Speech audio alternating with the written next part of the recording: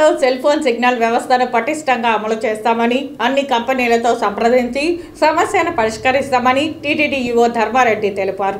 Tirupati TTD పరిపాలనా భవనంలో నెలవారీ నిర్వహించే డైల్ యువర్ ఈవో కార్యక్రమం శుక్రవారం ఉదయం జరిగింది.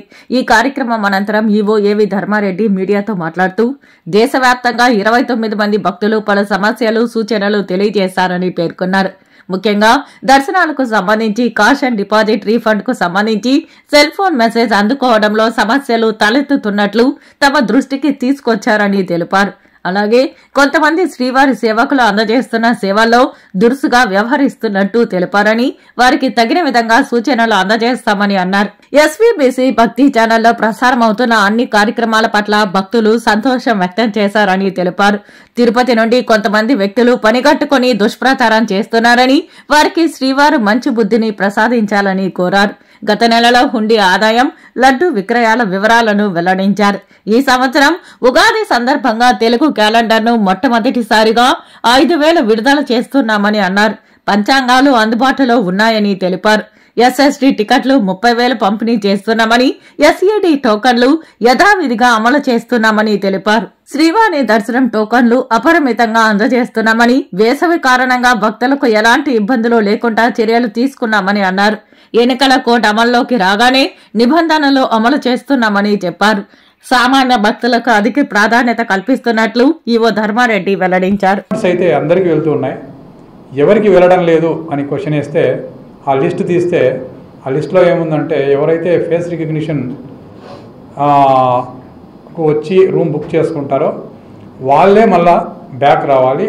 వాళ్ళు వచ్చి మళ్ళా కెమెరా ముందు నిలబడితే ఆ ఫేస్ రికగ్నిషన్ టాలీ అయిపోతేనే రిఫండ్ జనరేట్ అవుతుంది, లేకపోతే కాదు. అదే మెయిన్ సమస్య. ఈ ఫేస్ రికగ్నిషన్ టాలీ కాకపోవటం వల్ల టాలీ ఎందుకు కావడం లేదంటే వేరే వ్యక్తి వస్తున్నాడు. ఎవరైతే రూమ్ తీసుకున్నారో ఆ వ్యక్తి వెళ్ళిపోవడం జరుగుతుంది తిరుమల నుంచి. ఆ కుటుంబంలో కానీ లేకపోతే వాళ్ళ ఫ్రెండ్స్ కానీ వేరే వాళ్ళు వచ్చి నాకు ఇవ్వమంటే అది ఇవ్వటం లేదు. దానికి కూడా మేము ఒక ప్రొసీజర్ ఏర్పాటు చేసాం. ఎవ్రీ వీక్ రిఫండ్స్ ఎన్ని పోలేదు, రిఫండ్స్ లెస్ దాన్ 0.5% ఉన్నాయి. అంటే 99.5% రిఫండ్స్ వెళ్ళిపోతున్నాయి. 0.5% కంటే తక్కువనే రిఫండ్స్ వెళ్ళటం లేదు. బికాజ్ ఆఫ్ దిస్ రీజన్ అవి కూడా ఆ లిస్ట్ తయారు చేసేసి పిలిగ్రిమ్కి ఫోన్ చేసి, అయ్యా మీరే వచ్చారా, మీరు ఎందుకు వెనక్కి రాలేదు, మీరు వెనక్కి రాకపోవడం వల్ల మీకు రిఫండ్ జనరేట్ కావడం లేదు అని చెప్పి పిలిగ్రిమ్తో మాట్లాడి, పిలిగ్రిమ్ జెన్యూన్ అయితే నాతో అప్రూవల్ తీసుకొని వాళ్ళకి రిఫండ్ ఇస్తారు. పిలిగ్రిమ్ జెన్యూన్ కాకపోతే రిఫండ్ వెళ్ళదు. సో కానీ రిఫండ్ సిస్టమ్ అయితే చాలా పర్ఫెక్ట్గా ఉంది. పేయూలో బాగుంది, పేటిఎంలో బాగుంది, తర్వాత ఆన్లైన్లో బాగుంది, కార్డులో బాగుంది, అన్నీ కూడా బాగా వెళుతూ ఉన్నాయి. తర్వాత సప్తగిరి మ్యాగజైన్ కొంతమందికి వెళ్ళడం లేదని ఇచ్చారు. సో ఈరోజు పబ్లికేషన్ డివిజన్ కూడా ఇన్స్ట్రక్షన్ చేయడం జరిగింది అందరికీ పంపమని. తర్వాత కొంతమంది శ్రీవారి సేవక్స్ తిరుమలలో క్యూ లైన్లు మెయింటైన్ చేసే దగ్గర కొంచెం రూడ్ బిహేవియర్ చేస్తున్నారు, వాళ్ళని కొంచెం కంట్రోల్ చేయమని అడిగారు. తర్వాత ఎస్వీబీసీలో ప్రోగ్రామ్ చాలా ఎక్సలెంట్గా ఉన్నాయని చెప్పేసి ఒక కాలర్ వైజాగ్ నుంచి చెప్పారు.